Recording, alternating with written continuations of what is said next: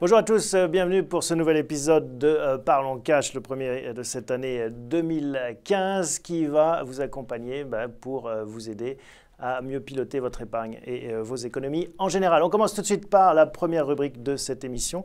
Elle concerne les marchés financiers et les opportunités qui en découlent.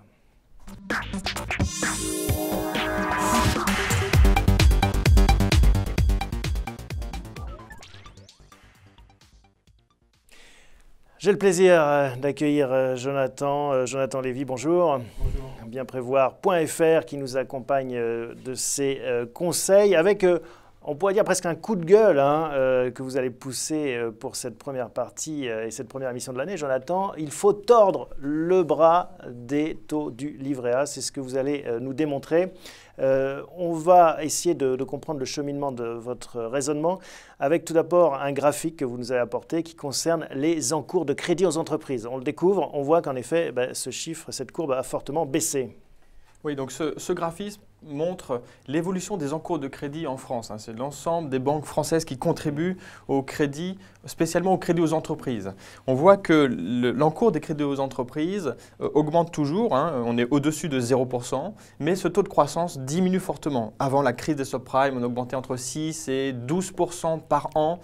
Maintenant, on est plutôt sur un rythme de 2% à peine. Même s'il a un peu augmenté en 2014, ça reste beaucoup trop faible pour que la croissance soit plus vigoureuse. Et ce qui est le problème de ce pays, on le répète, et de notre économie, une croissance anémiée et du coup, voilà, des conséquences graves, comme le taux de chômage qui ne cesse de monter. Alors pourquoi ces encours ralentissent en fait, même s'ils restent en territoire positif?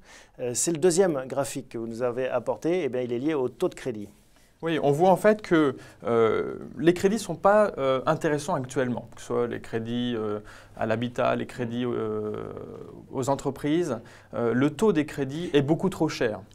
Alors, il est beaucoup trop cher. Il faut nous expliquer ce graphique. Alors, pourquoi? Alors, ce qu'on voit sur ce graphique, c'est l'évolution des taux de marché. L'OAT, c'est l'obligation assimilable du Trésor. Donc, c'est le taux auquel la France emprunte. L'État français. L'État français emprunte actuellement à 0,35% sur 7 ans. Les entreprises, elles empruntent, elles, en moyenne à 2,40%.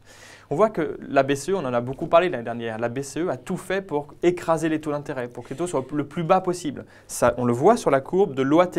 Il y a un écart qui se creuse en fait entre l'OAT, le prix auquel emprunte l'État, et le prix auquel empruntent les entreprises, qui finalement, malgré l'intervention de la BCE, qui fait baisser les emprunts souverains, ne fait pas baisser les emprunts pour les entreprises, les coûts de crédit pour les entreprises. Exactement. Les entreprises ne profitent pas de la baisse des taux de marché générés par l'action ou les actions de la BCE. C'est tout le problème. La politique de la BCE ne marche pas en fait. Alors souvent on accuse les banques, on dit c'est la faute des banques qui finalement ne jouent pas le jeu, ne répercutent pas cette baisse des taux aux entreprises. Non, je ne crois pas. Si la courroie de transmission est cassée entre la BCE et l'économie réelle, ce n'est pas de la faute des banques. Pourquoi? Parce qu'on voit que dans les résultats que publient les banques, leur marge est sous pression. Leur chiffre d'affaires, si l'on veut, augmente péniblement, très faiblement en fait, trop faiblement. Le problème ne vient pas de là en fait. Ce n'est pas comme sur l'essence, on voit que le prix à la pompe baisse faiblement, pas assez vite par rapport au prix du baril. Et on se dit que les distributeurs reconstituent leur marge. Ce n'est pas le cas pour les banques. C'est pas ce qu'elles. Alors expliquez-nous pourquoi ce n'est pas le cas. Ce n'est pas le cas parce qu'en fait, les banques, elles, ne se refinancent pas de cette manière-là. Elles ont reconstitué des liquidités suite à la crise de subprime notamment. Et donc, principalement, elles se refinancent auprès de l'épargne des Français. Donc, les Français épargnent sous forme de livret A, sous forme de livret à taux banalisé, de plan épargne logement, de compte à terme. Et donc avec cet argent, suffisamment d'argent dans les caisses, elles ont pour beaucoup d'argent dans les caisses. Taper à la porte de la BCE et demander de l'argent frais, parce qu'elles l'ont dans les caisses. Exactement. Le problème, c'est que l'argent qu'elles ont des Français, elles doivent le rémunérer. Elles le rémunèrent en fait. Et majoritairement, en fait, c'est de l'épargne réglementée qu'il y a dans leur caisse. Le fameux livret. Le livret A notamment, le taux du PEL. Le PEL, il est à 2,5%. Vous voyez, 2,5% par rapport au taux de 0,35 dont je parlais, c'est une aberration. Et ça, c'est un taux politique. En fait, ce n'est pas un taux économique, ce n'est pas un taux de marché, c'est un taux politique qui était censé être régulé par des équations qui suivent plus ou moins l'inflation. Et les politiques, à chaque fois, trouvent des bonnes excuses, parce que c'est leur électorat, pour ne pas suivre ce cours du marché. Tout à fait. Je pense que le problème vient vraiment de là. La formule qui avait été mise en place n'est pas suivie, pas assez en fait.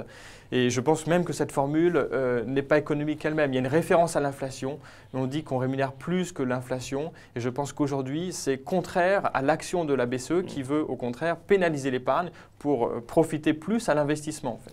Donc ce que vous dites, c'est qu'en fait, si les politiques laissaient un peu plus de marge de manœuvre aux banques pour faire un taux de rémunération de monsieur et madame tout le monde, c'est-à-dire vous, nous, plus bas, elles auraient plus de marge de manœuvre et pourraient davantage baisser les taux pour les entreprises et donc relancer l'économie. C'est bien ça, ouais. C'est bien ça qui ne marche pas en France, hein. C'est que l'épargne est trop chère et déconnectée de la réalité économique, de la réalité de marché. La politique que mène la BCE, en fait, n'a aucun impact. Demain, le 22 janvier, Draghi va peut-être annoncer un quantitative easing. Je vous annonce, l'impact sur la croissance française, zéro. Si Parce le que gouvernement ce courroie de français transmission est cassé, en fait, si le gouvernement français ne répercute pas cette baisse des taux sur le livret A, notamment le PEL et tous les produits réglementés, il n'y aura pas d'impact sur la croissance en France. C'est l'inverse de ce qu'on veut produire. La France mène une politique sur ce sujet-là, une politique restrictive, une politique récessionniste, alors qu'il faudrait mener une politique expansionniste sur le plan monétaire. C'est très intéressant comme éclairage. Jonathan, une dernière question. En tant qu'épargnant, c'est donc intéressant comme placement de livret A? Non, parce que c'est hors marché. Il est hors marché, effectivement, mais le taux baissera malgré tout. Est-ce qu'il baissera suffisamment? Je ne sais pas, mais il baissera en dessous de 1% et il y a mieux à faire. Je pense qu'aujourd'hui, il vaut mieux placer ses liquidités, son argent qu'on veut disponible, le placer sur un fonds euro. On va voir dans la deuxième partie justement sur les fonds euros qu'on peut proposer qui restent intéressants malgré le contexte de taux bas. Bon ben voilà, vous ménagez ma transition. Merci Jonathan, on se retrouve le mois prochain et on va parler tout de suite des bons plans et astuces pour justement les placements. Merci.